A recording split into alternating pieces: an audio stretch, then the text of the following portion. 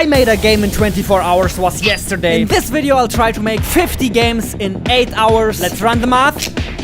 50 games in 8 hours means 10 minutes per game. That is pretty crazy. Let's start the timer for the first game. I did some preparations for this challenge. I've already prepared a couple of materials. I've imported a couple of scripts because speed matters here. I did not prepare any game ideas, so coming up with 50 game ideas will be part of the challenge.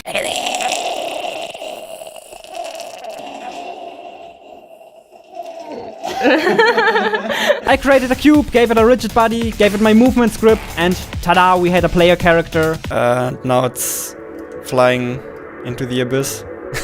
Damn. The clock was ticking, so I got started with the enemies. Created something that spawns enemies, and created something that spawns the something that spawns enemies, so more and more enemies are spawned over time. And then... no, just kidding, that was actually it. Oh, okay. So they can spawn all the way over here. Oh. And that's time. I was quite happy with what I created, but then it dawned on me that I literally had to make 49 more games. I restarted the timer and off we go. But luckily I have a trick. It's called recycling. No, that doesn't count. Yes, it does. My second game ended up looking like this. Instead of dodging blocks, you have to collect them. Then 2 blocks spawn at the same time and you're dead. Great game. Great game. I already kind of suspected that coming up with 50 simple game ideas would be very tricky, which is why I tried to get the most out of every idea before moving on. Next idea is... very different game, you'll see. I'll just take the camera, put it inside the player. The next game, the game is completely like in the first and the second, but it is a horizontal game. So you shift it 90 degrees. Genius. Game 3 and 4 are the first-person variants of Game 1 and 2. They are a lot more fun in first person, so I'm glad I tried this out. Lol. I have to get started with the next game. I kept the player character and just allowed it to move in 4 directions this time. I quickly built some gates the player can fly through and added some giant box colliders outside of the gates that restart the level when you touch them. Wrote a script that speeds up the game over time, and there we go. You can fly through gates now. Game 5 complete. Game 6 has the same concept but with Flappy Bird controls. Now try to guess what the next game will be. Yep, I made Flappy Bird 2D. Surprise! Falling behind on time was slowly becoming the new standard, cause every time the timer ran out I instantly restarted it. Come on, I still need to build a level for this. The goal of game 8 is to get the ball into the basket. Nothing happens if you do, but hey, it counts, okay, it counts. I guess there will be at least 5 ball games after that. I think so as well. For game number 9, I once again just put the camera inside the ball and turned it into a first-person game. The best strategy is just to hold the forward button and never let go. Oh, I can just fly. Come on, no! And the same counts for this game, but for the sake of this video, I'll just pretend like you have to solve this very slowly and carefully. It's pretty fascinating how much more engaging the 3D versions of games tend to look. That might not always be the case, but I still remember when we made Islanders, we almost certainly wanted to make it a 2D game. In the end, 3D was the correct choice to make, of course. So I guess the lesson here is try out different perspectives if you can. Experiments like that are usually not a big time investment, but they can really pay off. Anyway, I was 1 hour 40 into the challenge. There were still 40 games left. And I'm not gonna lie, it already started to get a bit exhausting. This is a pretty mentally draining challenge because you have to stay so on edge. The timer is constantly ticking. Every mistake can throw you behind and you barely have any time to think about the next game you want to make. I actually have an idea for how I can recycle one of the early games we made. In this game you have to click on all the cubes before they touch the ground. Then I started remaking some simple mobile games like this one here where you have to fit as many cubes as possible onto the ball. It really seems like coming up with variations of existing hyper-casual games is a great way to come up with new ones. Game 15 is another variation of the same concept, but this time cubes are spawned in regular intervals and you can only control the rotation of the ball. Isn't it crazy how much you can do with just a handful of simple scripts? You pretty much just need a movement script, one that restarts the level when you collide with something, a spawner script you can use to spawn stuff like enemies, maybe a script that can enable and disable other scripts when you press a button. In this game there are 2 scripts. One moves you in this direction, the other one moves you in that direction, and whenever you press space, I just switch between the two. And it's not like these scripts have to be super complicated either. Most of them are pretty basic, to be honest. Basic enough that I can show you how to write them in this Unity tutorial. In this game, you have to destroy all blue blocks without any orange blocks touching the ground. So this game literally just needs two scripts, one for deleting objects and one for collision detection. I'm looking for another game to to clone. What about the one where you fly through tunnels? I'm lying, I just wanna play it.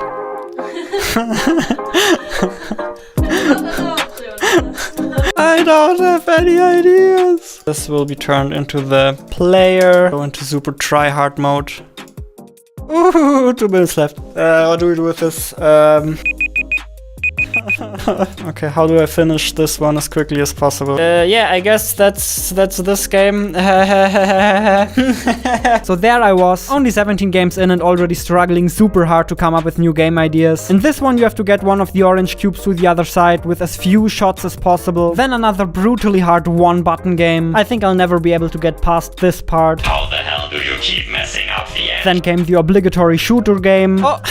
Which ended up looking like this. I didn't have enough time to limit the fire rate, so whenever one of your projectiles reaches the other side, you lose as well. Ironically, the bug where you just push the enemies back instead of destroying them made for an even more interesting game. I really like this one. About 3 hours and 40 minutes in at this point. I almost feel like the lower I was running on ideas, the more interesting my ideas got. They just became a bit more spontaneous. Although I had pretty much done all of the super obvious things by now, except for the 3D version of the shooter games. Another physics game. This time you have to get rid of the light blue boxes by making them collide. An epic isometric platformer. Did that already convey the correct excitement factor? Let me try again. Epic isometric platformer. Still 25 games and less than 4 hours left. My brain felt pretty smoothie boozy by now. But I managed to keep it together and make this game where you have to guide a ball through a labyrinth by tilting the platform. I really don't know how, but somehow the ideas kept flowing. The magic of time pressure, probably. Time pressure really helps to put your perfectionism aside and just create something, whatever that might be. In this case, a puzzle game where you have to get the red block out of the level, or even something as simple as a dumb little timing game. Each idea you have will lead to another one down the line. In fact, this already gives me an idea for the next game. In game 30, you try to keep the balls on the platform for as long as possible. Even though this is just a pretty meh game, it led to one of my favorite games of this entire challenge. The controls of game 31 just feel fantastic. The gameplay is pretty unique and it would make for a great mobile game. By the way, if you wanna use any of the ideas shown in this video, feel free to do so. If anything in this video inspired you to create something that's epic, absolutely fine with me. Oh, and the game was an absolute disaster in 3D. But I guess you have to try everything out. If this entire challenge taught me one thing, then it's probably that it's really worth it to try stuff out. There are a lot of experiments you can run with very little effort that can really have a positive impact on your game. Why is it that we try one thing and then just stick with it? Why don't we try more things? In this game, blue blocks float upwards, orange ones fall down, and you can switch them between the two states. The goal is to create as many orange blocks as possible without any of them touching the ground. Quite fun, pretty successful experiment, but then I turned it into a less successful experiment where you have to use the same mechanic to dodge enemies coming in from the side. But that's exactly the point of experiments. If just 1 out of 10 ends up working out, it's already worth it. This one, for example, turned out to be another one of my absolute favorites, trying to climb those crazy spinning platforms. I'm not crazy, you're crazy. Okay, let's see if it works. I should be allowed to put them here, yeah. Made a game about sorting balls by their color. Another escape the room puzzle where you're not allowed to touch anything, which then inspired this game because I thought the look was pretty cool. Another Flappy Bird-like with extremely weird controls. 7 hours in at this point, and the last 10 games were just...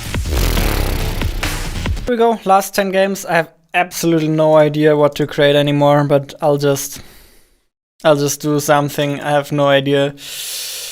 Is it a face, what you're creating? Yeah, and the goal is to click the nose. I like that game. But I want that it makes some random noises if I click it. Or it could start looking annoyed. It costs too much time. Okay. Despite the great suggestions of my sister, I barely had enough time to make the nose turn red when you click it. Oh, Please don't crash. In game 42, a new player character is created every time you press to the right, which makes you think quite carefully about every single button press. The last couple of games were just so hard to make because I was mentally already so exhausted. Here we have another game about sorting colored balls with really weird controls, a sumo wrestling game where you have to push the other balls off the platform, and an even harder version where you have to push them into the corners. At this point, my only goal was to make it through the challenge alive. I made this pretty nice looking, but also pretty basic line runner game. A split screen game where you control 2 balls at once. That was a bit confusing, so I made another version where both balls are moving in the same direction, and that was much better. What if we put a layer on top of it? Whoa! What's happening? Whoa! Yes! Yes! I don't think I need to tell you that game 49 clearly is the biggest masterpiece of them all. There was only one way I could possibly top that. But before I show you the last game, I want to call you all out. Can you make 50 games in one day? If you make a video like this, I will link it in the end card of this video. I doubt any of you will be brave enough, but the offer stands. I'm possessed by a demon, LOL. Please let me up. Challenge complete, I think. In total, it took me a bit longer than 8 hours to complete all 50 games. Here's the last one, which is essentially a gambling game. And while this one might not be the best, there are some other games I'm very proud of. Some ideas I would have never found without this challenge. This entire challenge is just a love letter to game development. I love making games, and I hope I can pass that on to you. Take care, everybody.